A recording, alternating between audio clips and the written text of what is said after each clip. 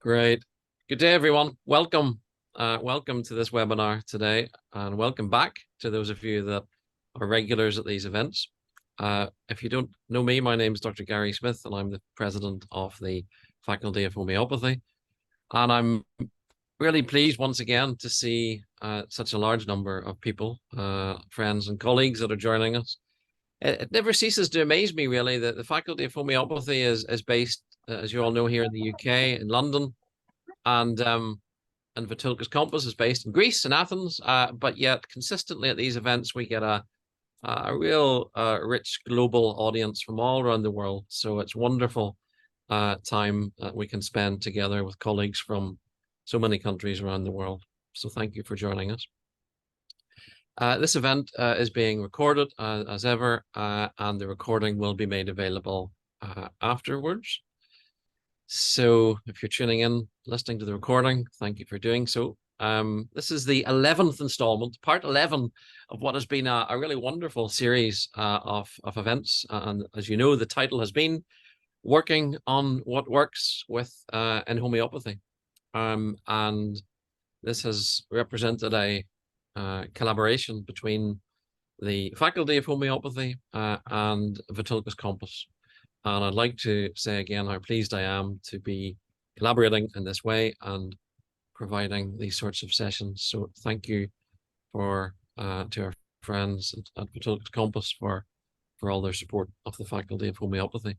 If you've missed any of the installments, then you can watch them all again. They're all available on both the Faculty of Homeopathy website and the YouTube page of VithoulkasCompass. So you can see everything there again, and this is where this event will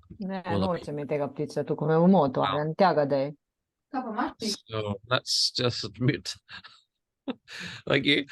Great. So again, most of you are aware, our speaker throughout all of these events, and again today, is our good friend Andrew Ward, who's very well known to most, if in fact all of us, I think. He is the UK ambassador for VithoulkasCompass and is a busy practitioner and educator, and has been in practice for over 30 years and has been amazing throughout that time at raising the profile and raising awareness and raising the standards of homeopathic practice and education. So welcome to Andrew once again today. And as you all know, his subject today is he'll be presenting a case of chronic allergies and type 2 diabetes successfully treated with classical homeopathy. And once again, he'll be showing us how a correctly chosen homeopathic medicine can have really profound effects on these two extremely challenging and very prevalent conditions. And in particular, he'll be showing how using the VithoulkasCompass software can be of help in analyzing the case and choosing that initial prescription and then the follow-up as well. So I hope you enjoy and you find the session interesting and helpful. Please add your questions to the chat box as we go through, and we will then put those to Andrew after the presentation is over, and we'll have a time at the end of Q&A as usual. So I think that's all I will say just now. I'll ask then whoever's sharing the screen can stop, and I'll hand over to Andrew. Thank you once again.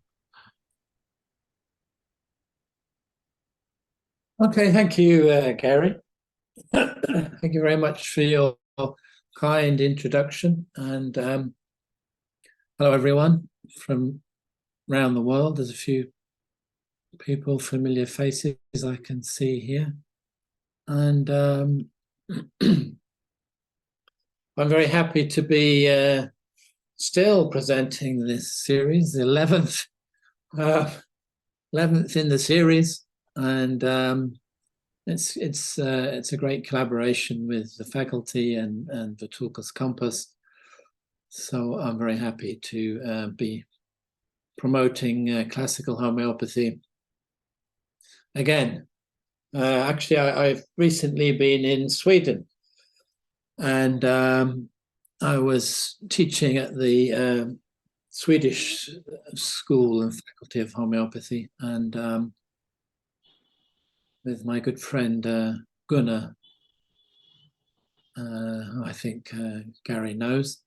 And that was a very great event. And there were, I think, around 60, 65 people attending this seminar.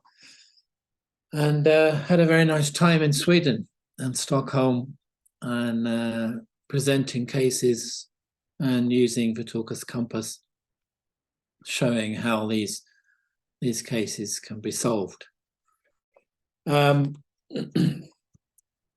So this case today, let me share my screen again.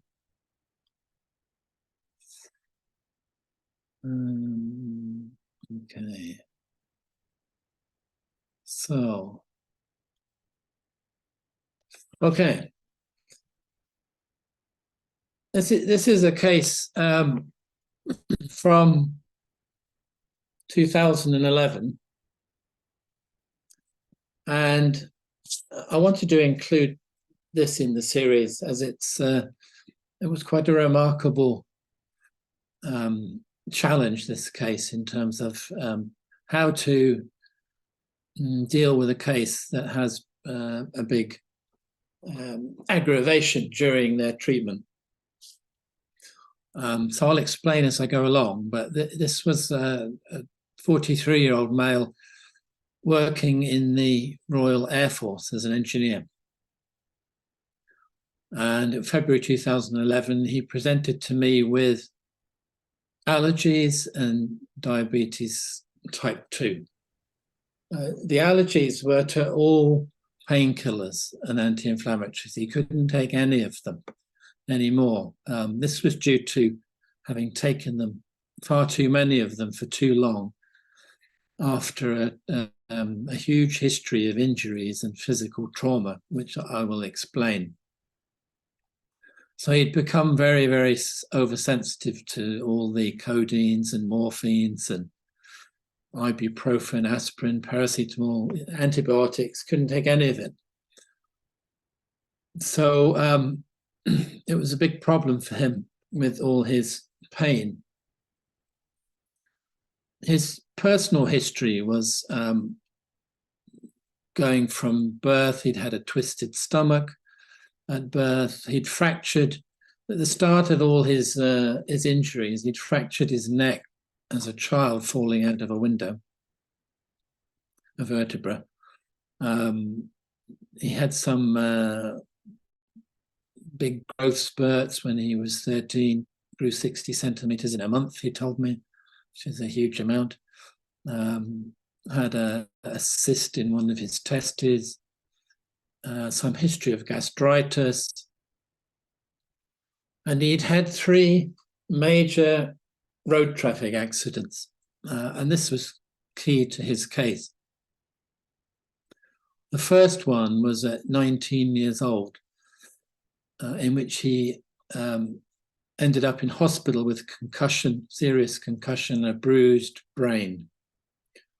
Also shock, as a friend riding in the back of the car smashed into the back of him and died. But he was also thrown out through the windscreen. So it was a really big traumatic event. Spent some time in hospital and then suffered big mood swings and memory loss and headaches after this accident for about a year. The second accident was he was in hospital for 3 months with smashed knees. Again, a road traffic accident. He smashed his knees and was on crutches for 3 months and rehabilitation to walk again. Also, he'd had many work accidents. Remember, he was an engineer in the RAF, so a lot of potential for accidents, working with machinery, airplanes. He'd broken many of the bones in his body. He was really quite an all-action person, you know, and he'd had a lot of physical trauma. he then told me, I remember, he'd been run over 5 times in 4 different countries. Once by an articulated truck, and another time he fell out of a stationary aeroplane, luckily stationary, and so a lot of accidents and broken bones. Obviously, he developed osteoarthritis in his knee joints,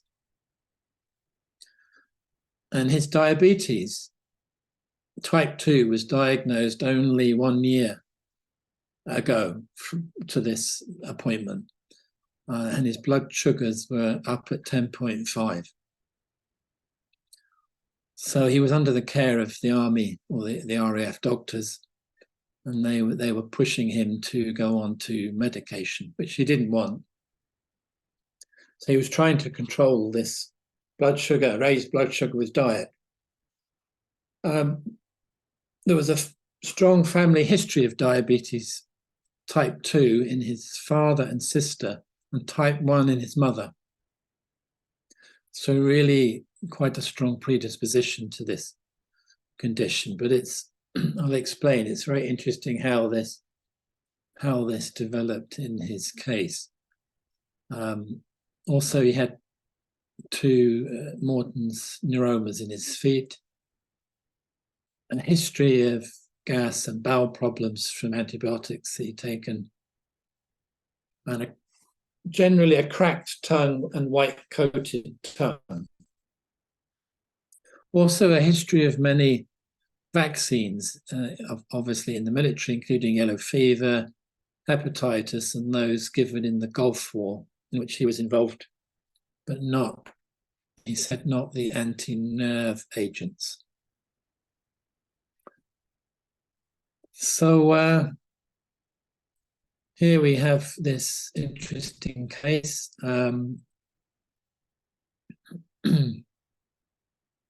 where he was in a lot of pain often, but unable to take painkillers. So this was his main objective, was to try and find a way to manage his pain in another way. And the diabetes obviously was something that has had come up very recently. Now, in terms of his level of health, on inquiring about fevers, he said he hadn't had any high fever for many years. So, of course, this puts us immediately into the thought that he has a lower level of health. Of course, he has chronic diseases going on here, chronic allergies and diabetes, with no high fever. This puts him in group C or group 3, probably around a level 8. So it informs us that he's entered this state of chronic health some years before.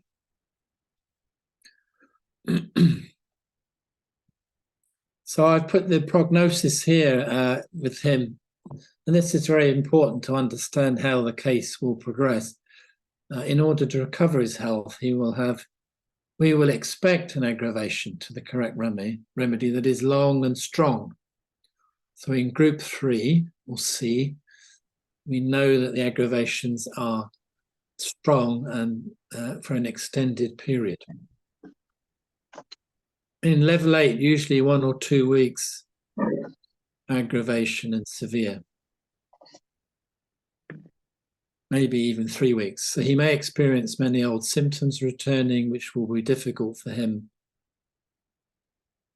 It's important to inform the patient. One of the things that's very useful about this model is that you can inform your patient what we expect to happen. So you say, well, you can explain about the levels of health to them if you like, and then say, well, we're going to expect some kind of quite strong aggravation for a few weeks. That way they know what to expect and won't panic. And this was the case here. Luckily, he stuck with me. And at some point, he may produce a strong acute, which will certainly need treatment. So mentally and emotionally, not much really. He was working in the military, wants to leave, but can't. They won't let him leave. And the doctors are pushing him to take the diabetes drugs. He's refusing. So they're putting a lot of pressure on him to do this. So in this type of case, we've got a clear causation in this case. Strategies are important in cases. Here, we know that he's had a big history of head injury, spinal injuries, broken bones. So he has strong causation. So our first repertorization here, we see I've used various symptoms here. We can see a feature that I use in VithoulkasCompass, which is to combine rubrics together. So you see here, you have this option under options here. If you're looking to combine, you can say, well, merge symptoms. I won't do that now, but and then you get the option of which symptoms you want to merge together. You can have any number, 2 or 3 symptoms, let's say, and merge them, and then they get counted as one rubric. This can be useful if you've got some rubrics with very little remedies in, maybe one or 2 remedies, and you want to combine it with a slightly larger rubric. So I've got a couple of combined rubrics here with the tongue symptoms and the head injury symptoms. So we've got here depression, sadness after head injury, and memory loss after head injury.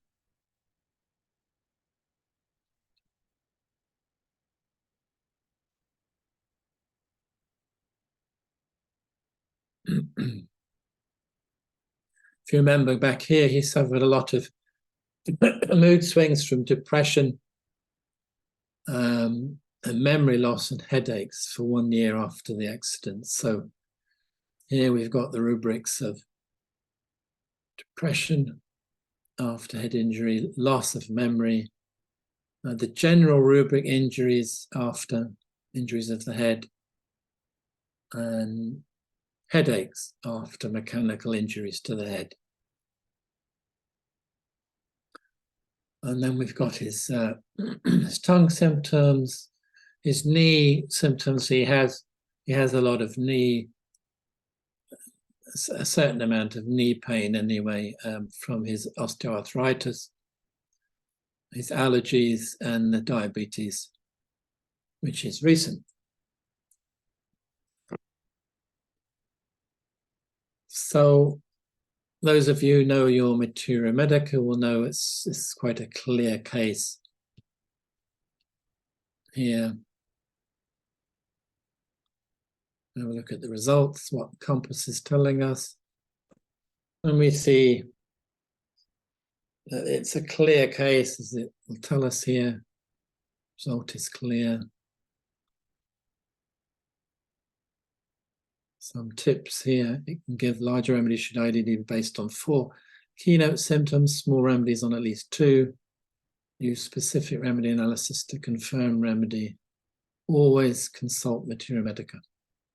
Good advice. And also we've got this nice feature, which is metadata, which gives us a little bit of further data comparing some of the remedies. So here we can see that solve. This is a bit of information from Bacillus gagus. And here we see that solve, important remedy for headache combined with liver gallbladder problems or hepatitis with bitter taste in the mouth and vomiting of bile or after pasta and green vegetables. Chelidonium, he compares with chelidonium in this symptom. Liver problems and headache, typical of Natsov. So information from Gagas again. And then, for instance, in head injuries, if there was a subdural hematoma, even if it's been drained, give arnica first before natrum sulfuricum, and so on. This is very useful little bits of information on metadata. So we see here in this column, we can see what the case has been based on. So natrum sulfuricum basically covers pretty much all the symptoms, the major causative symptoms, and interestingly, the diabetes. We know that here we can see remedies. Actually, under diabetes, natrum sulfuricum is the main remedy in 3rd degree. So this covers his past case and his recent developments and allergic symptoms.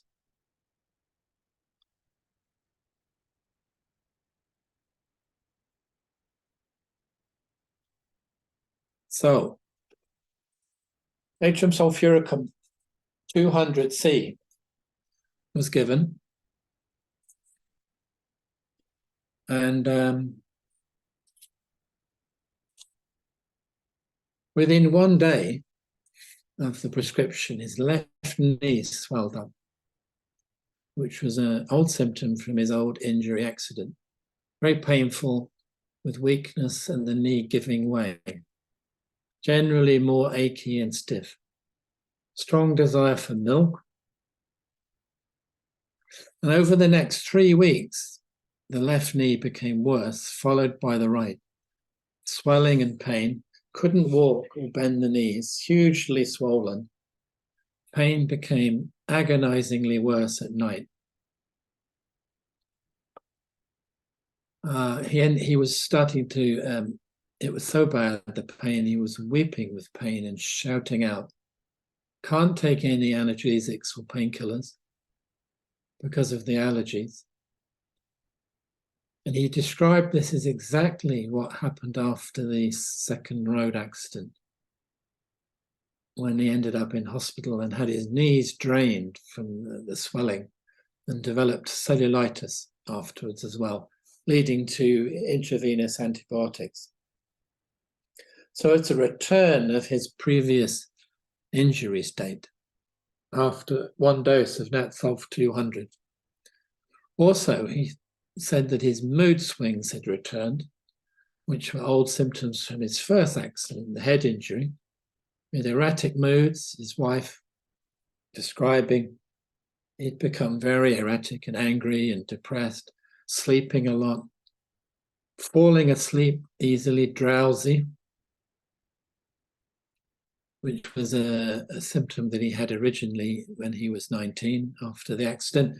And perhaps he would have needed opium at this time, another remedy we think of with head injury.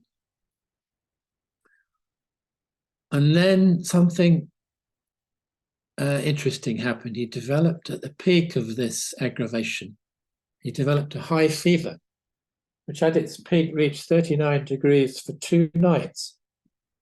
It's the first fever he'd had for many, many years. The pain had become so acute by this point that I remember this distinctly, they rang me eventually at midnight. It was something like midnight, midnight. I was still up and they rang. And she was pleading with me. I heard him in the background crying with pain for help. And I asked about his mental state. And she said he was very angry and didn't want anybody to approach him or touch him. So immediately here we have our acute remedy. So in this kind of situation, we have to prescribe. We can't just leave this, although it's a good response that we hope to see with aggravations and return of old symptoms. This is too much to bear. So we need to try and find an acute remedy to help. And here we see him presenting a very clear arnica picture, which of course would have been a remedy he would have needed after his road traffic accidents. So arnica has this state where they're, after trauma or an accident, they don't want anybody to touch them. They say, leave me alone. Don't come near me. They feel so traumatized. They don't want anyone coming near them. So it was very clear. I told her to give him arnica 200C every 10 minutes, which he did. And gradually his pain started to reduce and ameliorate, and the swelling was reducing. I then told them to take, for him to take arnica 10M, and to take this for 2 days, 4 times a day. Because things were going well, but not fast enough. So to push this further, he took arnica 10M 2 days, 4 times daily, and the swelling subsided, the pain diminished, the mood swings subsided, the sleepiness went, and he recovered from this aggravation. In total, his aggravation lasted for 4 weeks. So again, it's what we expected with the levels of health prognosis. We said in group 3C, often the aggravations level 8 or 8, something like that, can last for 3 or 4 weeks. And here we see that this is borne out to be true.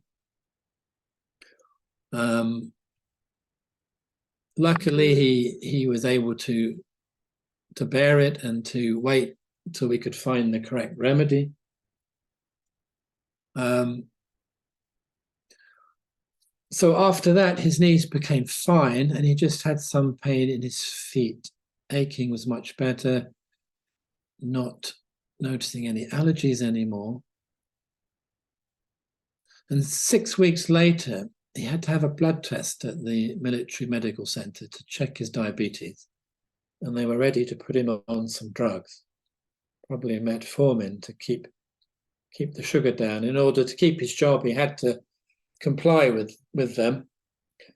And they were surprised. The result, the blood sugar dropped to 4.5, which is considered normal. So no longer diabetic. And he said the doctors didn't know what to make of it. Perhaps they made a mistake originally with the diagnosis. So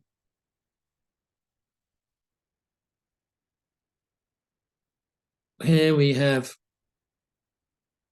what's interesting about this case is that he would have been needing natrum sulfuricum back when he was 19, after his head injuries.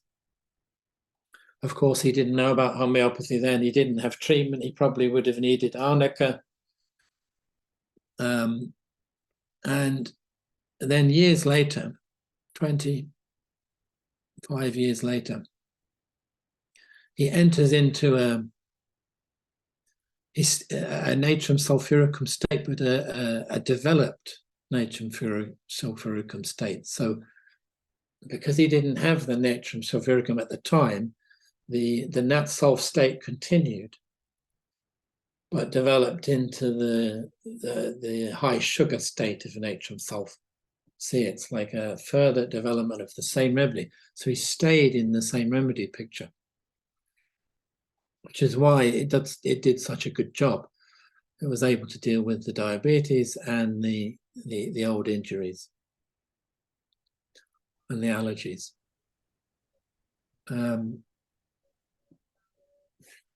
So we can question, I suppose, what is meant by diabetes in this case.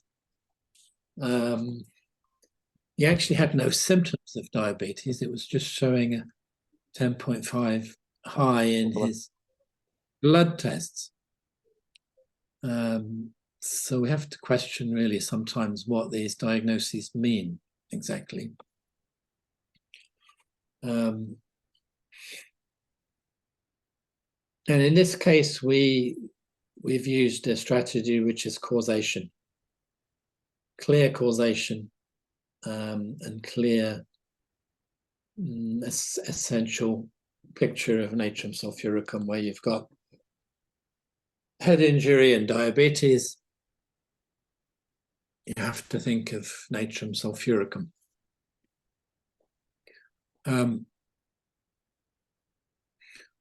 So the assessment. Normally a patient in level 8 will need several remedies to achieve a cure from such pathology. However, in his case, the condition had developed recently in the last year, and he was not taking any medication. His remedy had a clear causation and remedy picture. This tells us that he was in level 8 or 7. And the remedy produced fairly quickly an acute inflammation with high fever state, in which an acute remedy was needed. This acute prescription then helped to progress the case to its conclusion, putting him into a higher group with no longer any chronic disease. These were the remedies he needed after the road traffic accidents and injuries he sustained. And the remedy brought back the old injury state. I mean, it was interesting how that developed so quickly. After one day, the condition he'd been in after the accidents came back in a very strong way. In order to be healed. It's what we call return of old symptoms. And so he was then given the remedy he had needed then. As I said, as he didn't receive them at the time, he went on to develop a deeper manifestation of the NAT-SULF state called diabetes. So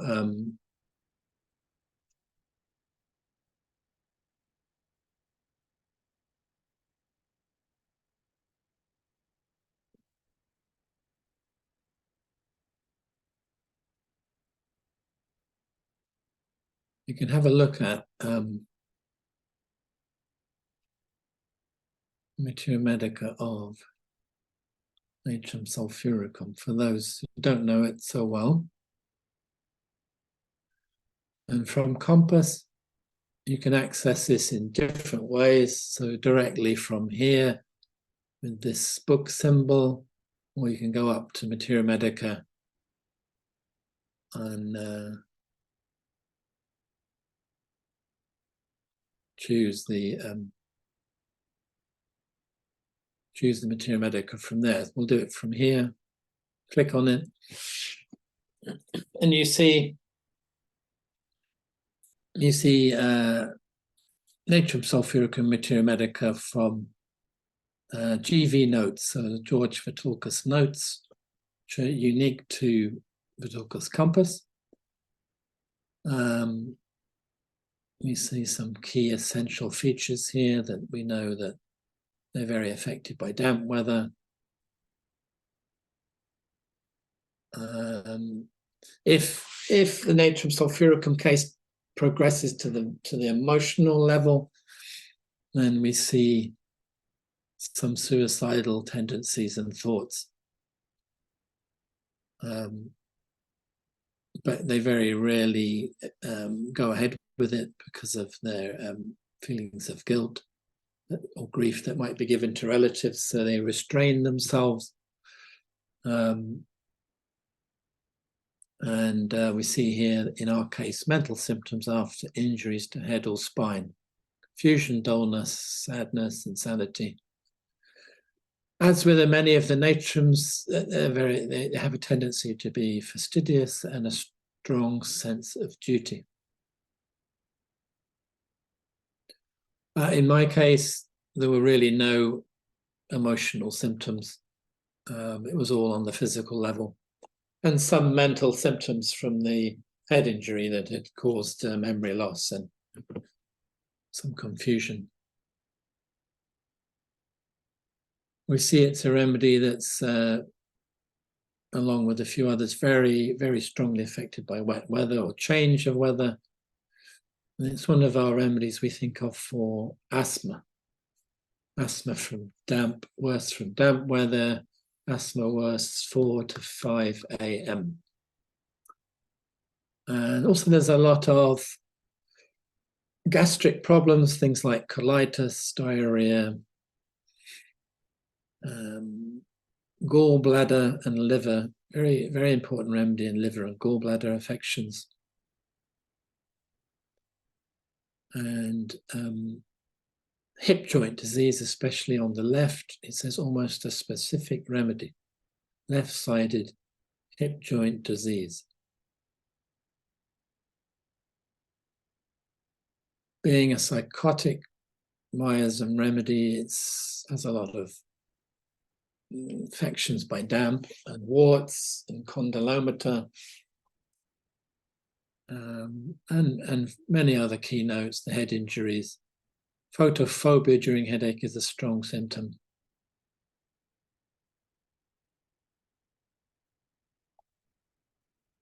And here we see we have a selection of different authors. You can have a look at Buraker, John Henry Clark. Gives a lot of interesting information, Clark. And sulfur is a much honored drug, discovered by Glauber in 1658. It was called sal glauberi, chief ingredient in many mineral spas, noticeably those of Carlsbad, etc. It gives a very interesting history and use. Then we have Kent, of course, the master. So we can, and we have Alan, and we have a nice, sometimes some remedies, an acute section in the Materia Medica, which gives us acute symptomology of the remedy. Here it's mainly asthma and diarrhea. Remedy relations, we can have a look at what remedies are related, complementary, antidotal. And there's a section if you want to add your own notes.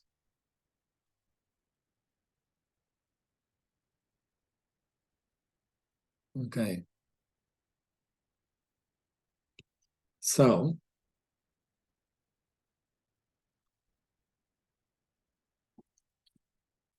then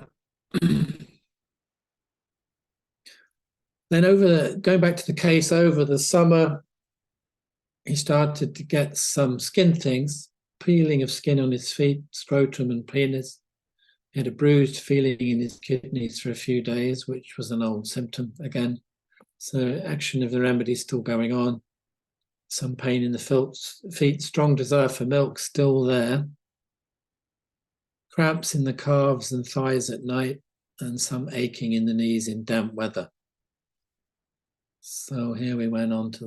This was in December 2011, the second analysis. Still had the tongue symptoms, some eruptions, and the desire for milk was strong. So of course we come up with Rustox as the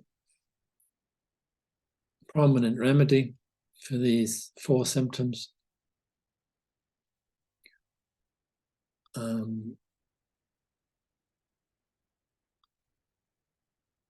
Particularly milk. It's interesting that he developed the strong desire for milk quite early on in the case. So we see this Rustox was underlying there, ready to appear. Where was it, right? Let's see. Yeah. So even after the first prescription, the desire for milk came. So showing that the Rostox was awaiting to be prescribed a layer underneath. So on the 29th of December, I prescribed Rostox 30C. And he developed a lot of wax in the ears, had some raw red eruptions around the scrotum, 3 nosebleeds, which were old symptoms from his childhood. So again, some more old symptoms came back. So we waited, and that was it then. He remained very well. And what was interesting, a few years later, they contacted me. He'd left the RAF, made a decision to leave, and they emigrated to Australia. And a big change of life. And they contacted me for acute advice for their children. And I asked about the patient, husband, and she said he continued to be fine, no problems with allergies or diabetes. So I think a very instructive case. Also, how to manage the aggravations, not to panic, to try and see what acute remedy may be needed. If you can find the correct one, the case will progress very nicely. Okay. Maybe we can, yeah, we've got some time for some questions now.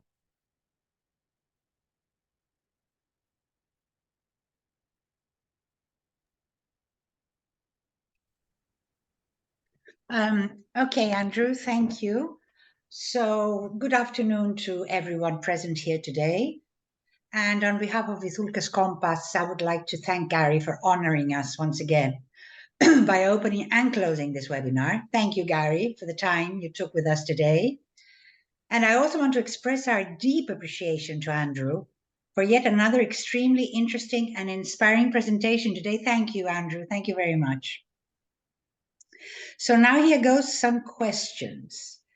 First question is from Flo Gaipo and asks the following: would you please explain why you put the old symptoms of the past when the patient has loss of memory and depression after his accident?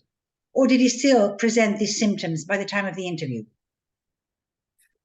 No, he wasn't still presenting the symptoms, but it's part of his history. So I would still include them because of the causation, if you like. So you wouldn't have to include it all, but as long as you put in the let's go back. As long as you put in the injuries, mechanical injuries of the head, the causation rubrics, the remedy would still come up. But this was, yes, how he reacted after those injuries. So I still included it, even though it was an old symptom. Yeah. Okay, so now Claire Wilcock asks, why is loss of memory only in 1 degree? I heard Andrew say he had a lot. Well spotted. I don't know. Probably yes. Should be put in 2 really. It won't make any difference to the repertorization, but yes, that's a good point. They should really be of the same degree, but yeah. Okay, so now Oana Maria asks, could you please go into a bit more of detail when you say he would have needed opium originally? Okay. Well, let me see. Sorry, Andrew. Sorry, and she continues and she says, of course, the apparition of high fever is an excellent response, but do you think that arnica was a good remedy for that moment, or probably arnica was the underneath layer? Well, it was definitely the remedy for the moment for the aggravation and the return of the old symptoms clearly indicated, but for sure it would have been an earlier layer arnica. For sure he would have needed it after the accident. Arnica and nat sulf. So it's both actually. But going on to the first point, opium, as you see here, you see that the manifestation of opium is sleepiness. And this was, he described this in the case after how he felt very sleepy and falling asleep, easily drowsy. And we know that opium is another remedy we can think of in head injury. You can see that in the repertory, I believe. We have a look. Yeah, after injuries of the head or mechanical injuries of the head, you see opium here. So it's an important remedy in concussion. I don't know if it'll be in here. Yeah, there it is. So if the patient starts to manifest in a sleepy, falling asleep. I had a case once, I remember, of a man, I was taking the consultation and he was describing how he'd had very bad head injury and things had never been right since. And as he was talking, it was in the days before computers, and I was using the books. And I had and I was looking through, I paused and I say, I paused to have a look in the Materia Medica. And there was a few minutes pause, and I had suddenly looked up and he was snoring. He'd fallen asleep. And I had to say, excuse me, and what's your... And then we'd carry on, and then I'd have another pause and he would drop asleep again. This is opium. And snoring, we say snoring, it's the main remedy we think of with sleepiness and snoring. You can't keep awake. You'll see sometimes people in lecture theatres, they go for the lectures and after about 20 minutes, they're gone, snoring away. So it's opium state and can be useful after head injury as well. Okay, so Dr. Gary Smith asks you the following. Was the glucose level of 10.5 a fasting glucose or a random glucose test? Do you know if there was an HbA1c test done at any stage? I don't know that. It was a long time ago, and I'm not sure if it was fasting or not. I don't have that information anymore. Yeah. Okay. Gary. So Regina asks, how often did you repeat the Rus Tox 30C? Oh, okay. Let me see. The Rus Tox, I think I only gave it once. I think it was a single dose. Usually I give single dose. Yeah. Okay. So let me go to the next question, which is from Rachel Jones, and she asks, how come 10 m of arnica versus 1 m? Why I jumped from 200 to 10 m. I wanted to, I saw the arnica working, but it was slowly. I wanted to really push it. It was such a clear picture of arnica that I want, in such a strong picture, you can give high potency. I should have started with 10 m immediately, actually, but anyway, because the pain was so severe. Remember, this is an all-action, almost stuntman, proportion. He was very, very, very physically fit person, and he was weeping in pain, you know. So this was not a time for saying, "Oh, let's wait and see." We have to prescribe immediately at, you know, midnight. We have to do something. So they only had 200C, I believe, at home. So we had to start with that, but then they went to 10M. I see there's a comment here. Somebody's put, Marcia says, "Are you sure you weren't treating James Bond?" Yeah, he was a bit like that, really, you know, falling out of airplanes. Yes. Okay, so let's go on to the next question, which is from Pam Muller. And she asks, would you say he was in a higher level of health before his first accident happened? Because the remedy was clear and he responded quickly to the natrium sulfuricum and developed a high fever. Yes.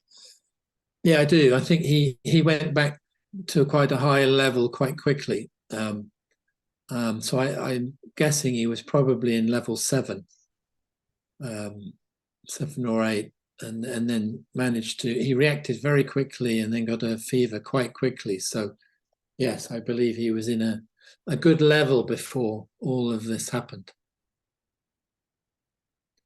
Okay, so now George Bahoshi asks the following.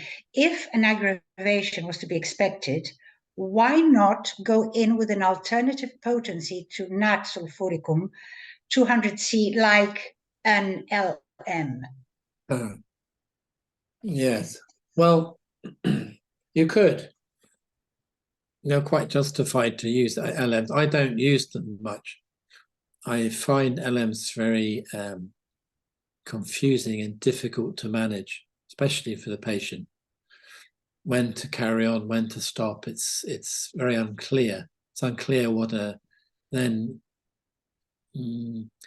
because you see, patients may get very mild aggravations, and then you don't know if it's an aggravation, whether to stop, whether to continue. So with the C potencies, it's much clearer. They're given, and then the correct remedy. There's usually a strong aggravation, so you know where you are with it. LMs, I'm never quite clear where it's going. Okay. Sorry, lost that. Sorry, Andrew, just getting back into the order I asked you. Okay, now there's this other user, which I cannot tell you the name. He's got a username. He uses his username, and it says, maybe if you prescribe arnica first, maybe you should prescribe arnica first if it was such a strong aggravation with him. We'll never know. Yeah, we'll never know. It's correct. What can we say? Maybe. Yeah. Maybe. It's going back to the LM question. This is a question of theory, really, is that the idea with LMs, from what I understand, and is that you're not supposed to get aggravations. And now in this case, and in fact most cases, it's necessary to get an aggravation in order. It's like a healing crisis. In order for the healing to take place, it's like a return. You see it physically, you see it emotionally. Now, with LMs, you're not necessarily supposedly seeing that kind of aggravation or return of old symptoms. So where does the healing crisis come? For me, it's I'm not sure about LM potencies at all, and maybe somebody has good experience with that to the opposite, but that's my thoughts about it. Okay, so now Anna Maria says, I guess it is hard to have such compliance to the situation, the aggravation for any patient, and she believes it's a rare situation. So now there's another user that says 200C every 10 minutes and 10M 4 times a day. What would that be good for? Well, because of the severity of the pain that he was in, he needed to take it initially every 10 minutes. The remedy was acting only for 10, 15 minutes. And then it would start coming back. He needed to take it very frequently and repetitively. And then, of course, we went higher and he didn't need it so often, started to reduce. But in such strong acute aggravations, you need to repeat the remedy often. Okay, now Anna Katona asks, in what level of health do you think he is now after the homeopathic treatment? Well, I don't have the data on him subsequently as to how many acutes and things he's had. I didn't get the impression he was having, they would have called me if he'd had a lot of acutes. So I imagine he jumped right up into group 1. Okay. And now a question from Ross Abbott. Hello, Ross. We haven't spoken to each other for so long. And she asks the following: is it possible to jump up more than one level of health after a remedy? After one remedy? After one remedy, to jump up more than one level? Yes, yes, it is. Okay.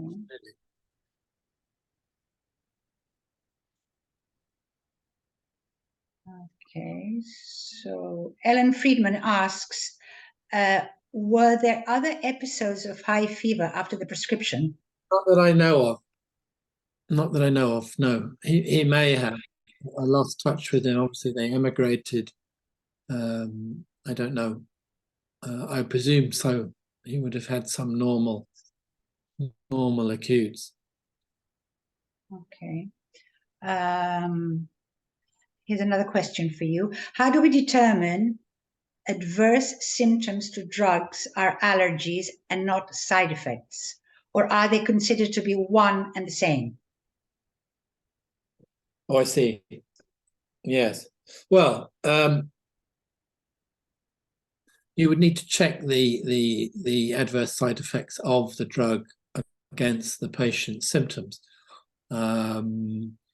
So they may be exhibiting both, some side effects from the drugs, or he was getting things like, let's see, the notes here. I think the very morning that he came, he had very, very swollen, itchy eyes, and this kind of allergic type of reaction. So, but if that, to answer the question, probably both. But you'd need to check those drug symptoms, adverse effects, really. Okay, so Regina has another question for you, and she asks, do you have any opinion regarding a repetition of a 30C? Could repeating be disadvantageous or antidotal? In this, do they mean in this case or in general, do you think? I think probably in general. Well, it depends on the case. Some cases do need a bit of repetition. And some cases no. It very much depends on the level of health, the state of health of the patient, how much that needs to be, that kind of stimulus, the input needs to, the patient, a very sensitive patient, will only need 30C once, whereas repeating it could be disadvantageous for them. They could start to get some unwanted proving symptoms. So you have to judge really in each case. I would say on the whole, repetition is not the best idea.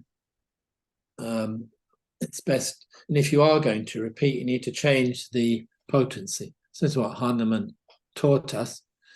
So once you've given us a particular dose, you need to raise that, succuss it, change the potency slightly, and then you can repeat the remedy. Okay. Repeating the same potency is likely to, in a sensitive person, to bring out some, possibly some proving symptoms. Unlikely, this is a big debate that I've had online recently about provings and how all the modern provings use 30C potencies. And I think that's, a lot of these new provings have many hundreds, if not thousands, of symptoms produced in the proving group from a 30C. And I say that's impossible, because in a 30C, it's so dilute.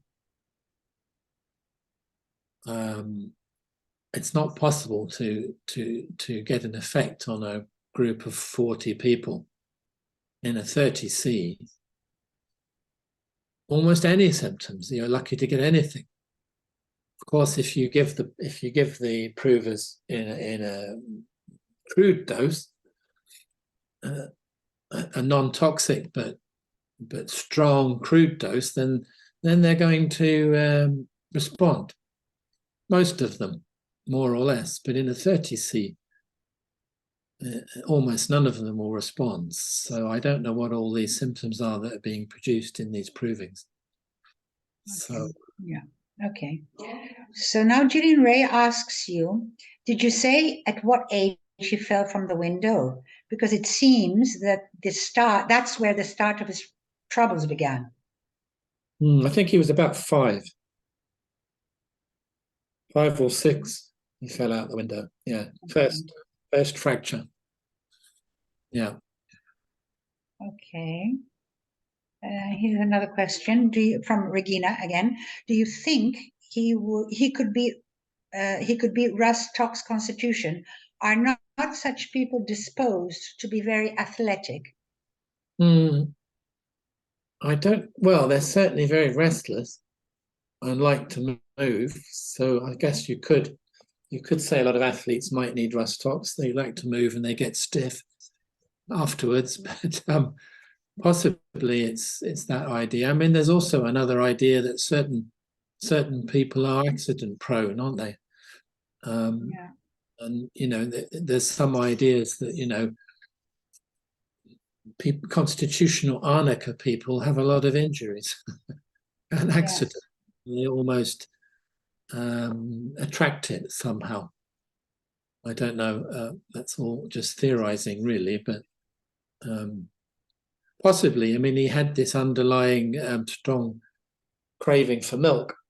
So yes, and it's the last remedy he had, and he seemed very well after this. So yes, possible.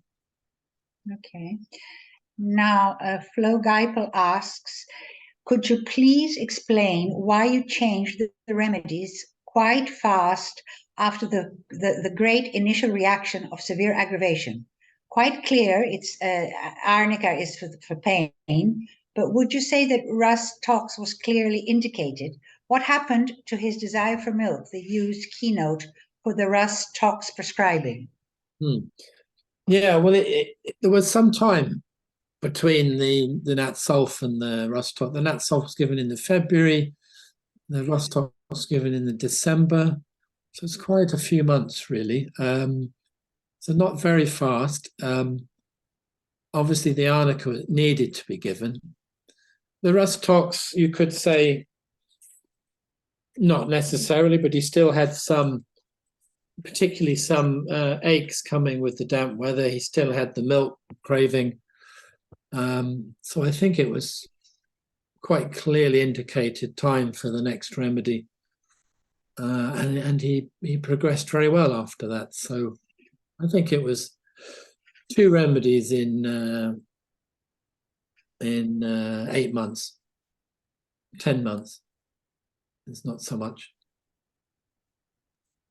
Okay.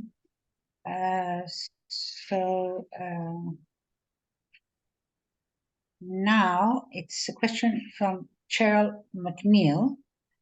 And she says, if the patient is willing to have the strong aggravation, the power of the remedy is so clear it keeps them around, especially in a person who has suffered from and is accustomed to such drama. Well, what's a comment, actually? It's not a question. Sorry.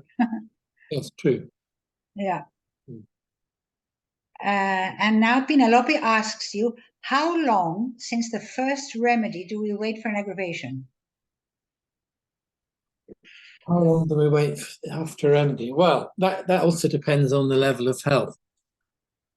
Sometimes aggravations can come on lower levels. They can come a couple of weeks, 2 or 3 weeks later after the remedy. So don't be in a hurry in very chronic cases to see aggravations coming immediately. They come more immediately in higher levels, but in his case, it was very quick. So I think it was also because the remedy was very clear. It came quickly, but it can be after a few minutes to 3 weeks, an aggravation. So it just depends on the case. Okay, and it's 5:10, so let's go for the last question. And it's Jane, and she asks, do you think he jumped so high in levels because there were these accidents? I'm not sure I understand the question. Yeah. I'll read it to you again. He jumped. And she says, do you think he jumped so high in levels of health, most probably, because these were accidents? Yeah, I'm not sure I understand that. Okay, let's go to one more then before we close. And it's Rachel Jones, and she says, can you just clarify this accident-prone person's remedy? You were referring to arnica or rust tox as accident-prone? Well, I was just theorizing that maybe people who need arnica, perhaps constitutionally, if you like, are more prone to accidents and injuries. But I think that's just a theory, really. I don't think there's any real proof for that. Yeah, I wouldn't like to say any other remedies are particularly. I mean, there are in the repertoire we see more clumsy remedies, don't we? Yeah. In the repertoire, but so you could look at those, I suppose, who are more awkward for different reasons, really. If you look at awkwardness. Okay, so Andrew, these are the questions for today. Yeah. I pass the floor on to Dr. Gary Smith, and thank you both again very much for a lovely presentation. Thank you. Thank you very much indeed, Alina, and thank you, Andrew. If you could just pop up the slides again, and we'll just conclude the webinar with a couple of closing slides. That was a great case, another great case that once again, I always say this, that if it hasn't been published, it really ought to be. And I was thinking as well, so far as I can recall, the motto of the Royal Air Force is through adversity to the stars. And certainly this chap has gone from extreme adversity, dreadful combination of symptoms, to a fantastic level of health, by the sound of things, and stayed there, thanks to homeopathic treatment. So yeah, great case. Thank you very much. So just the slide before this, please. I'll just point out that no, yeah, that's the one. Yeah, if anyone's interested in knowing more about VithoulkasCompass, please contact Alina Abati. There is Alina's email address, and you can get a trial period, 20% discount off VithoulkasCompass. And if you're a member of the Faculty of Homeopathy, you can avail of a 25% discount from VithoulkasCompass, which is great. Next slide, please. If you would, if you're not a member of the Faculty of Homeopathy and you'd like to become one, then please drop us a line and contact us, info@facultyofhomeopathy.org. You can have access to webinars like this and other CPD events, either for free or at a substantial discount. And also membership grants access to the International Research Journal, the Homeopathy Journal, and lots of other membership benefits as well. A couple of dates for your diaries before you sign off.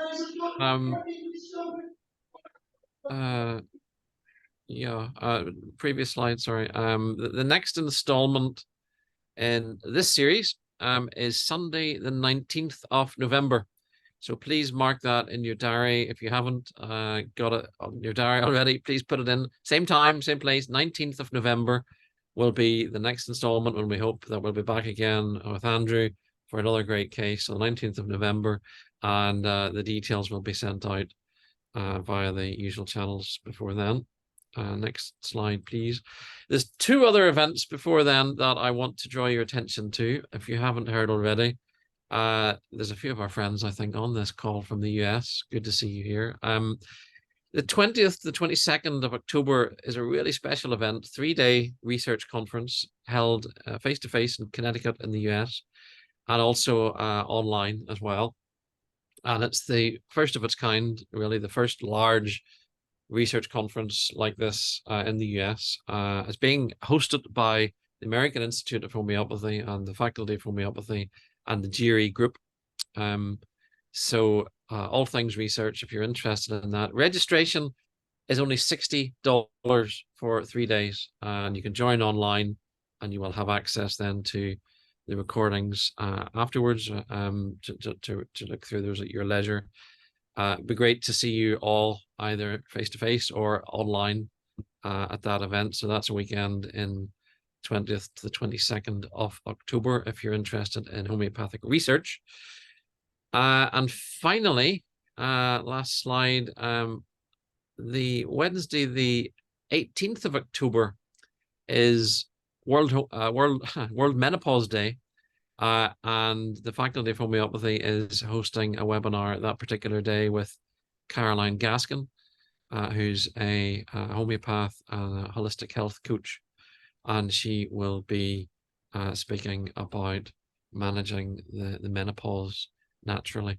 So you can register and find out more at the Faculty of Homeopathy's website, facultyofhomeopathy.org/events. And you'll all be very, very welcome to come back again. So I think that's everything from me. It just remains for me once again to thank Andrew for a great case, great presentation, and thank VithoulkasCompass for the collaboration, and most importantly, to thank all of you for joining us once again. I hope you all keep well. Thank you for being here, and we hopefully will see you all again next time. Thank you. Bye.